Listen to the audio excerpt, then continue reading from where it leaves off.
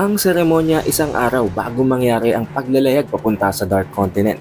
Dito ay makikita natin ang pagsampa ng bawat prinsipe sa Black Wheel, ang pansamantalang pagpapalaya ng mga Zodiacs kay Beyond para sa seremonya, ang pagbunyag ng mga importanteng detalye sa mga levels ng Black Wheel at ang pagsisimula ng pagkakaroon ng preparasyon ng bawat bodyguards ng bawat isa sa mga prinsipe. Dito din ay makikita natin ang isa sa mga bagay na hindi ina-expect at hindi inaasahan nitong si Kurapika na talagang gumulat sa kanya. What is up you guys? Nagbabalik na naman tayo sa ating Hunter x Hunter chapter reviews. Bago ang lahat, huwag niyo muna kalimutang mag-iwan ng like, mag-subscribe at i-ring ang bell button para kahit hindi mo nabantayan ang channel, matik manonotify ka na kapag may bago tayong video. Also, huwag mo din kalimutan na i-follow din ang ating official Facebook page. Kaya naman, huwag na nating patagalin pa. Let's go! Konting recap mula sa previous chapter nangyari na nga ang duelo sa gitna nitong si Chrollo Lucifer at ni Hisoka Moro na kung saan ay napatay si Hisoka, nabuhay siyang muli sa pamamagitan ng post-mortem nen at sa pamamagitan ng pagkakataon na yun ay pinatay niya si Cortopi at itong si Shalnar. Matapos doon ipangako nitong si Hisoka na papatayin niya ang bawat isa sa mga spiders. As for this chapter naman, magkaroon tayo ng switching ng scenes into the day before the expedition o sa ating wika ay isang araw bago mangyari ang gagawin nilang voyage papunta sa Dark Continent. Dito ay nagkakaroon ng napakatinding kasiyahan, isang napakalaking seremonya para i-celebrate ang gagawing voyage papunta sa Dark Continent. Ipinakita na nila at na-reveal na nila ang actual na itsura ng gagamitin nilang ship papunta sa New Continent at patungo sa Dark Continent. Yun ay walang iba kung hindi ang Black Wheel. Of course, isa itong napakalaking step para sa magiging future ng humanity kaya ganito na lapang katindi ang kanilang kasiyahan. Pero para simulan ng seremonya, hindi pwedeng mawala ang taong nasa likod ng lahat ng ito. Walang iba kung hindi ang hari ng Kakin Empire, ang Honorable King na si Nasubi Hoigoro.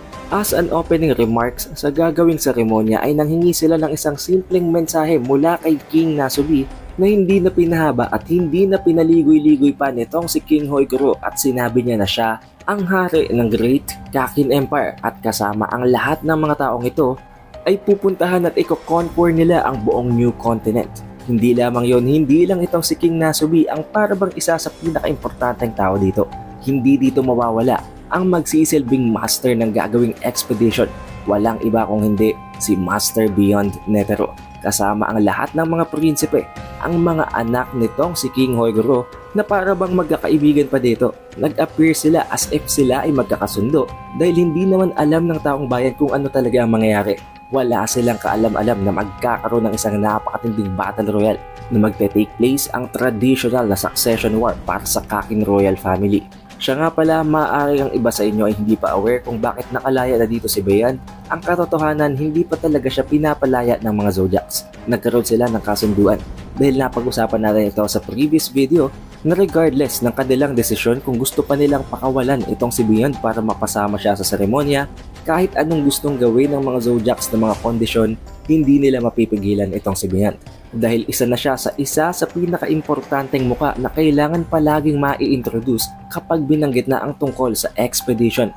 Pero wala namang kahit na anong conflict. Matapos ang seremonyang ito ay kusa din namang babalik itong si Beyond sa pagkakahawak sa kanya ng mga Zodiacs. Hindi naman nagtagal ay sumakay na din itong si King Nasubi sa isang aircraft.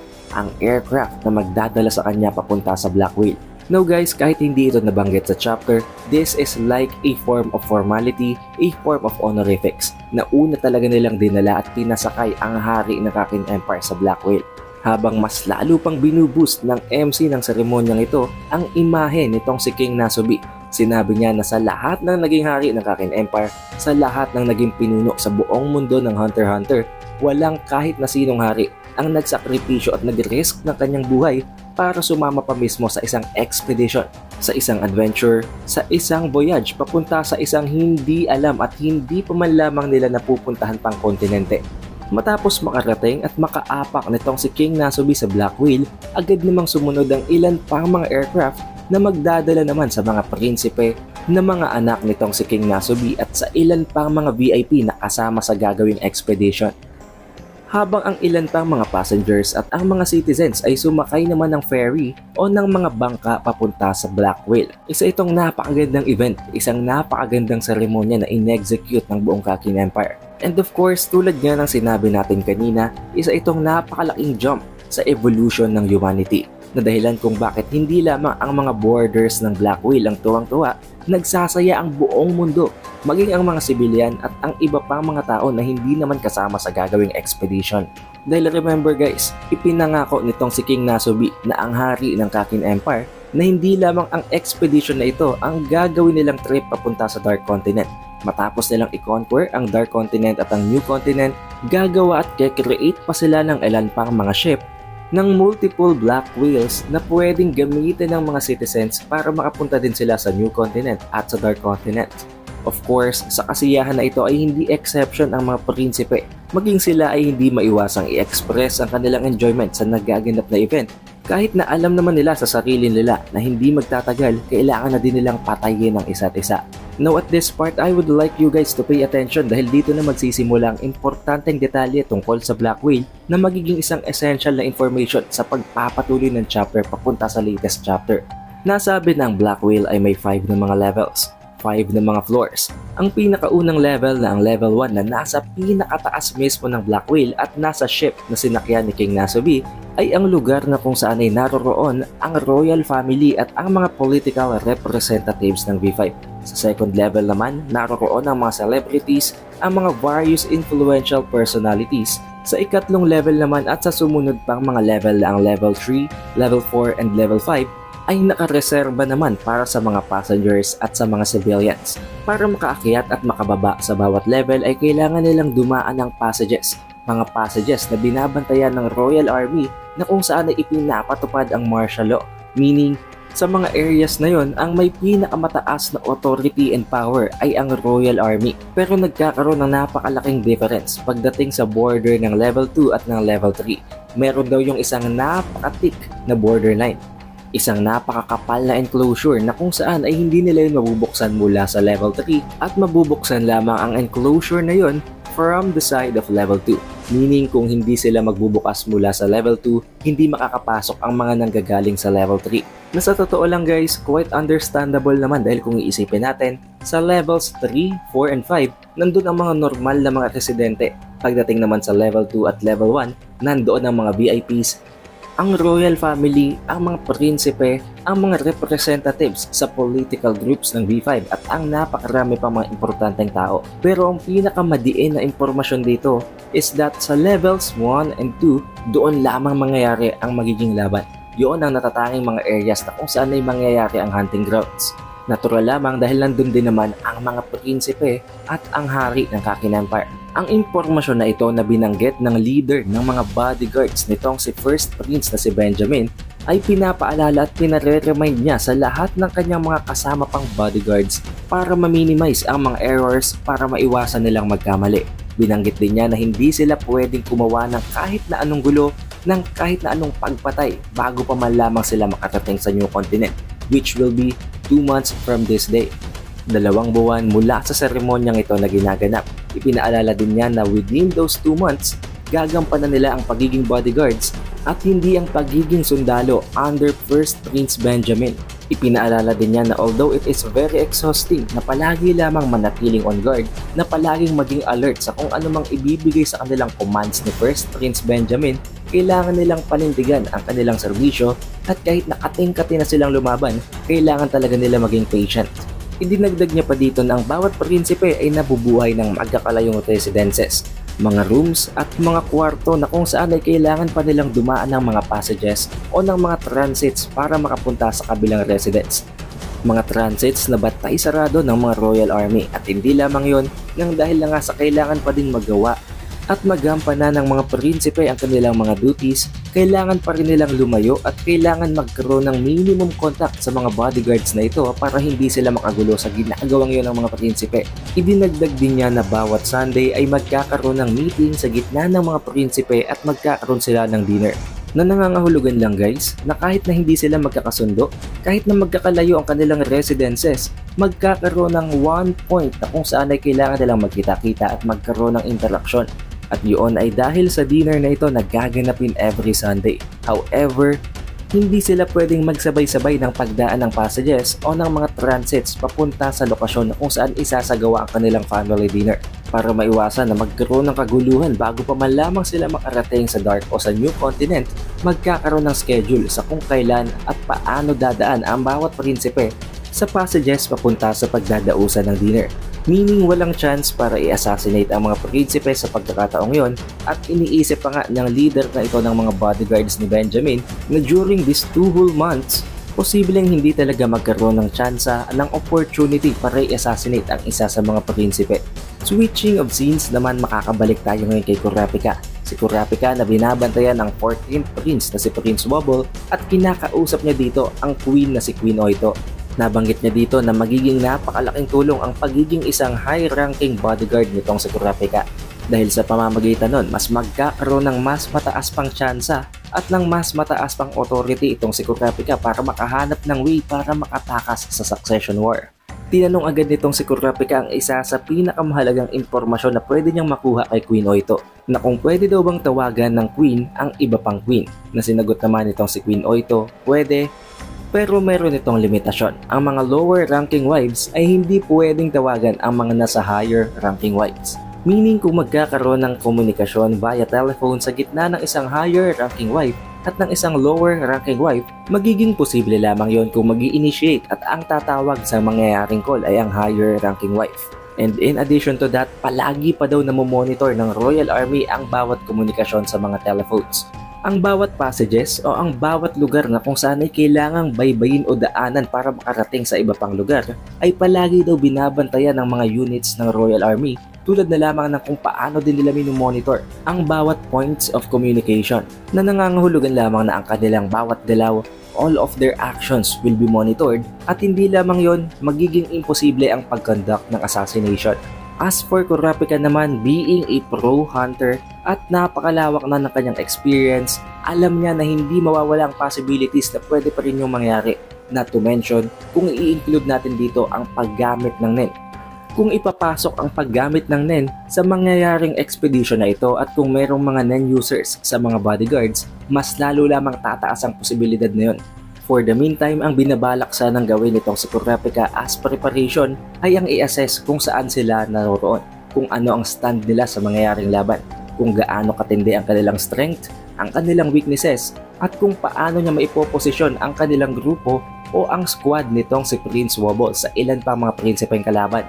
Dahil as of now, wala siyang kahit na anong mapanghawakan na impormasyon kung hindi ang detalye na meron lamang 15 bodyguards each ang bawat prinsipe. And to be honest, kahit daw hindi pa ipasok ang tungkol sa paggamit ng NEN, napaka-limited daw ng strength ng mga bodyguards na to. Hindi lang yon, maging ang mga hunters, specifically ang mga security hunters na nasa labas ng residential suites o nasa labas ng mga residential areas ay hindi nila maiko-consider ng mga allies. Hindi nila mako-consider ng mga kakampi ang mga yon, dahil mas mataas pa daw ang posibilidad at ang tsansa na ang mga yon ay mga potential threats pa. Dito din na-realize ditong si Kurapika na nagba-backfire na ang ginawa nilang plano sa ginawa nilang Hunter exam, dahil naging mas maluwag daw pala ang kinandak nila na Hunter exam para sa mga hunters na isasama nila sa voyage kumpara sa mga hunters na gagamitin nila para sa adventure at sa navigation sa loob ng Dark Continent. Hindi lang yon, dahil hindi din naman aware itong sila Kurapika na magkakaroon pala ng ganitong tradisyon, ng ganitong ritual sa pagpili ng susunod na upo sa trono ng Kakin Empire. Hindi niya na-include o hindi niya nasama sa ginawa niyang screening sa paggamit ng kanyang mga kadena ang mga tanong na magko-concern sa bagay niyon, na dahilan kung bakit nagawang makalusot ng iilan pang mga bodyguards na ngayon ay pwedeng kasama na sa mga security hunters. Upon estimation, around 150 individuals daw ang nasa loob ng security hunters na pwede nilang i-consider na mga threats. Mga undercover agents na may sekretong misyon na dahilan kung bakit in-infiltrate nila ang Hunter Association. Also guys, dito na din papasok ang binanggit nitong si Tserednik tungkol sa previous chapter, na sa pamamagitan pala ng prosesong ito na binabanggit ni Kurapika, nagawang makalusot ng napakaraming mga bodyguards ng mga prinsipe sa loob ng Hunter exam. At hindi lamang yon, hindi din mawawala ang possibility na binura talaga nila ang iilan sa kanilang memories para hindi sila magsinungaling habang tinatanong sila ni Kurapika. Dahil hindi ka naman talaga nagsisinungaling kung ilimot mo na ang tungkol sa bagay na yon. Habang iniisip ni Kurapika ang napakaraming mga problema na ito na kailangan niyang i-address, ang pagtakas nitong si Prince Wobble ang napakaraming mga threats at ang kanyang main goal na ang ma-meet at ang magkaroon ng interaksyon kay Prince Serednik. Subalit dito ay biglang tumawag sa kanya ang Cow Zodiac na si Mizay. Agad na nireport at inexplain nitong si Mizay ang sitwasyon sa lower levels. Sinabi na napakatindi na daw ng kaguluhan doon.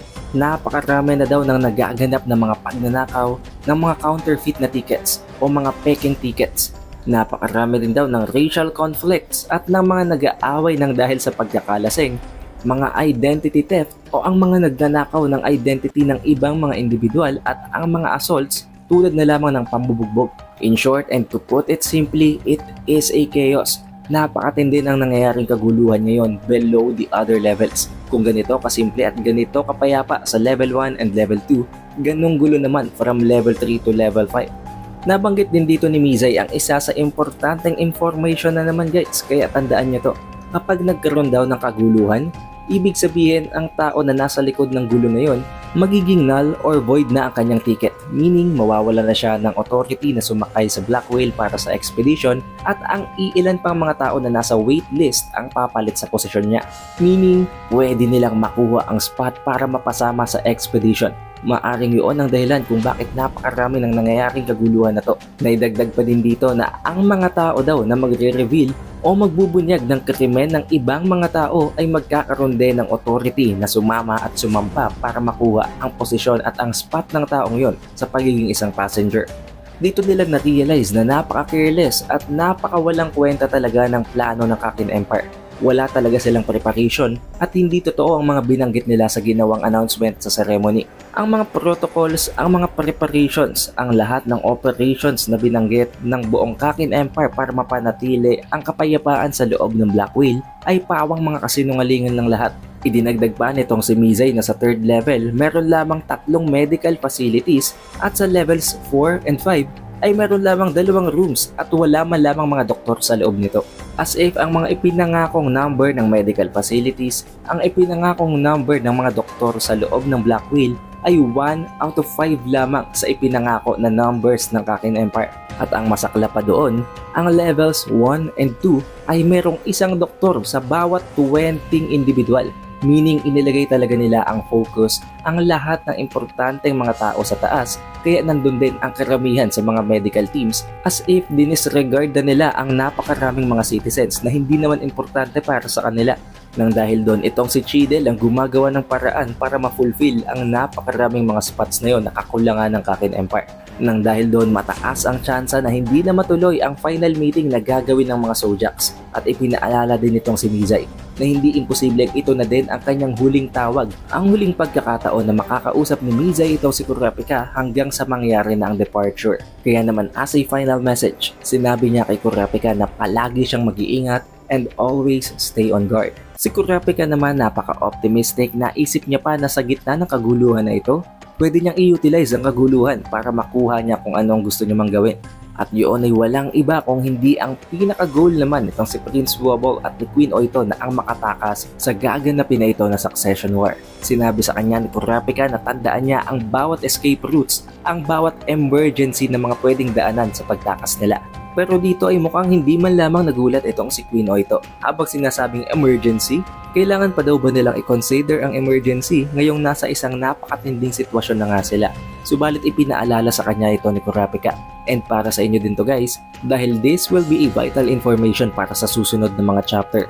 Although tulad nga ng sabi natin kanina na hindi pwedeng buksan ang enclosures na nagaharang sa gitna ng levels 2 and 3 dahil ang lugar na yon ay hawak ng Royal Army, there is an exception at yun ay kung magkakaroon ng emergencies tulad na lamang ng accidents, ng fire o ng riot. Na dito ay mapapansin nga natin na nagulat itong si Queen Oito as if hindi pa siya aware sa impormasyon na ito. Nabanggit pa nitong si Kurapika na kung tatandaan daw nitong si Queen Oito ang mga importanteng mga lagusan na yon, madadagdagan ang kanilang tsansa para makatakas dahil kung magkakaroon ng kaguluhan, sa gitna ng kaguluhan na yon ay pwedeng hindi sila mapansin at makalusot sila sa gitna ng mga prinsipe at ng Royal Army. Linawin ko lang guys ha, itong sila Oito at si Prince Wobble ay nasa levels 2 and 1 kaya kailangan nilang pumunta sa passenger side sa level 3 to 5 para makatakas sila. Dito din ay tinanong nitong si Queen Oito kung magagawa daw ba nila yun. na sinagot naman ni Kurapika na hindi yun imposible at kung mangyari man ang pagkakataon, at least alam nila ang gagawin. Kaya naman gusto din itong si Kurapika na tandaan din itong si Queen Oito ang location ng aircrafts, ng lifeboats at ng flotation devices. Para kung sakali mang makatakas nga sila, meron silang sasakyan para makalayo sa Black Whale. Idinagdag din itong si Kurapika na kailangan nilang palaging manatiling alerto, palagi silang kalmado dahil nakadepende din sa kung paano nila i-approach ang situation, kung magiging successful o magpe-fail daw ba ang gagawin nilang operasyon. Subalit bigla na lamang nanginig ang katawan nitong si Queen Oito na dahilan kung bakit biglang nagulat ang kanyang mga bodyguards. Pero nilinaw naman agad nitong si Queen Oito na ang dahilan is that magsimula pa lamang nang umapak sila sa Black Whale ay inaccept at tinanggap na nitong si Queen Oito na dito na talaga sila mamamatay. Ngayong binigyan at pinresentan siya nitong si Kurapika ng possibilities ng tsansa para makatakas, dito siya nagsisimulang kabahan. Nang dahil dito, isinuggest ni Kurapika na magpahinga muna itong si Queen Oito para maging kalmado din siya. Habang pinapa-escort at pinasasamahan itong si Queen Oito sa kanyang apartment para makapagpahinga. Habang itong si Kurapika naman, ginagamit ang telephones na nasa Black Whale at binabalak sanang magkaroon ng komunikasyon sa control room. Subalit may naramdaman siya na kakaiba na nagpatayo ng kanyang mga balahibo. Isang aura na nanggagaling mula sa crib o sa baby bed na hinihigaan ni Prince Wobble. Agad siyang napalingon ng dahil sa kaba, subalit wala naman siyang nakita na para bang namalikmata lang siya. Pero dito niya na-confirm na hindi siya namamalikmata at totoong may nakita siyang aura. And I think guys, alam niyo din naman kung ano ito. Ito ay ang aura ng nagmamanifest na sacred beast nitong si 14th Prince na si Wobble. Na nagpagulat dito kay Kurapika dahil hindi niya akalain na ang bata na nasa ganito kababang gulang, nasa ganito kababang edad ay magkakaroon ng ability. Hindi din naman niya alam na ito ay naibigay lamang ng ritual na ginawa ni King Hoigoro. However, this is where the chapter ends at magpapatuloy tayo sa susunod na video. Kung nakarating ka sa huling parteng ito ng video, surely you had a great time naman, diba? Kaya mag-iwan ka na ng like, ng subscribe at i-ring mo na din ang bell button para automatic ma-notify ka kapag magkakaroon tayo ng bagong video. Also, don't forget na i-follow ang ating official Facebook page at ang ating official TikTok account. Bago natin tapusin ang video, shoutout nga pala sa napakatindi at napakasolid nating mga supporters na ito from the previous video. I just want you to know na I appreciate you guys. Maraming salamat. It is the Updated Weeb and I will see you guys on the next one.